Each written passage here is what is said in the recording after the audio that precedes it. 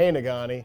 Well, whether the snow is melting or coming down from the sky, believe it or not, spring actually is around the corner. And before you know it, our kids will be out on the playground once again.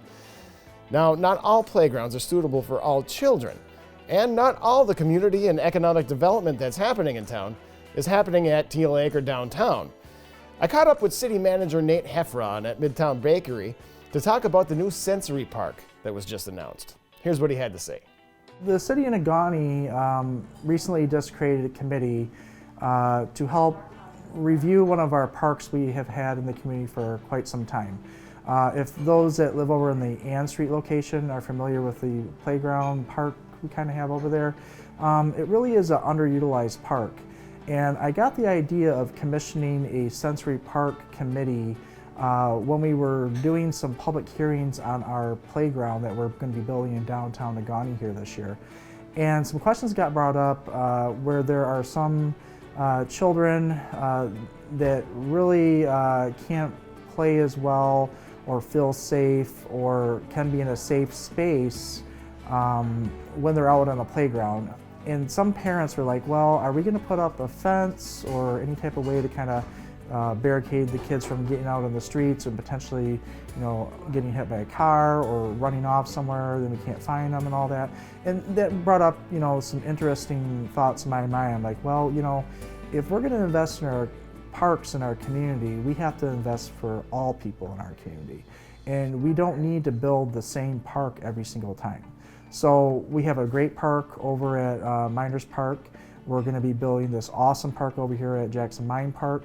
And now it's time to reinvent some of our parks we have currently. So Ann Street Park is one of the ones that I have pinpointed myself that this committee will be looking to turn into a sensory park. So a sensory park is a playground that is an inclusive space. It's designed to meet the physical, sensory and socialization needs of individuals that have autism and their families. Of course, we're trying to provide recreational opportunities for everybody in our community, but sensory parks encourages learning through exploration, curiosity, things like problem solving and creativity. So if you're interested in being on this committee, we are taking applications. You can get one of those applications through Facebook, through our announcement. You can also go on to the City of Nagani website and you can find an application. It will be in the news feed area. And then you just send an application in and we'll go through those applications. We're looking for anybody and everybody who wants to be on there. Of course, we'll be limited the amount of people that are on the committee, but those people who do not get seated on that committee are also welcome to attend any meeting, giving feedback and suggestions. We'll also be working with organizations like SAIL, who will be helping us kind of look at this process and look at what the end product could be to make sure that it's truly meeting the standards that we're trying to look for.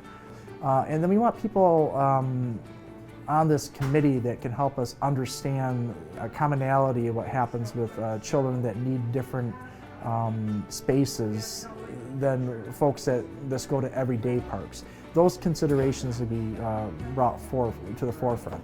And I don't know what those things are, and people can tell us what those things are, but I felt it best that we find out from parents directly. What's going to make them comfortable? What's going to make their children comfortable? And this committee will be doing their work throughout the rest of this year, and they'll submit a report to the Parks and Rec Commission, and then hopefully we'll be able to do something with that park up there.